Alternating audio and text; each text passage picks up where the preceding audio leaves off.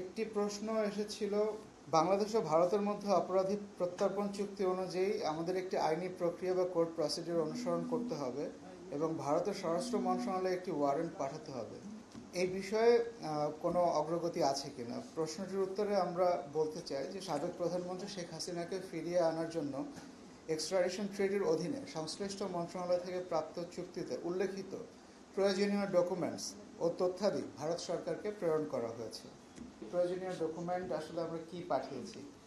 কূটনৈতিক পত্রের সাথে ওইখানে থিক সেট অফ ডকুমেন্টস এটা এনক্লোজার হিসেবে গেছে।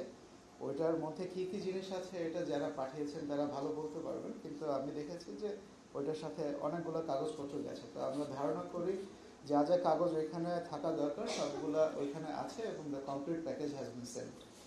একই সাথে উত্তর এটা হয়ে গেল, তাই তো? কূটনৈতিক পত্রের সাথেই গেছে। হ্যাঁ, কূটনৈতিক পত্রের সাথেই গেছে। 1 আর 3 নম্বরের উত্তর হয়ে গেল। আপনারা জানেন যে এটার উত্তর আমি আগেই দিয়েছি, ওই একই সময়ে গেছে। আপনার আরেকটি প্রশ্ন ছিল যে ভারতের উত্তর কি? আমরা উত্তর প্রত্যাশা করে যাব।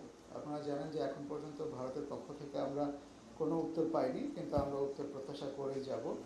আপনার প্রশ্ন হলো রেড নোটিস। রেড নোটিসের বিষয়টা স্বরাষ্ট্র মন্ত্রণালয়ের অধিভুক্ত। আমরা রেড নোটিস পররাষ্ট্র মন্ত্রণালয় ইস্যু করে না, সুতরাং রেড নোটিসের ব্যাপারে আমার আলাদা কোনো বক্তব্য নেই, এটা স্বরাষ্ট্র মন্ত্রণালয়ের অন্তর্ভুক্ত। ভারতীয় পররাষ্ট্রমন্ত্রীর সাথে আলোচনার প্রসঙ্গে আমি ইতিমধ্যে বলেছি যে এটা হবার সম্ভাবনা আছে। এখন পর্যন্ত অট্টকি আমরা জানি, আশা করছি যে এই সভাটা হবে। আলোচ্য সূচি আমার জানা নেই। আলোচ্য সূচি পররাষ্ট্র মন্ত্রণালয় জানতে পারে, পররাষ্ট্র মন্ত্রণালয়ের সংশ্লিষ্ট উইং জানতে পারে, আমার জানা নেই।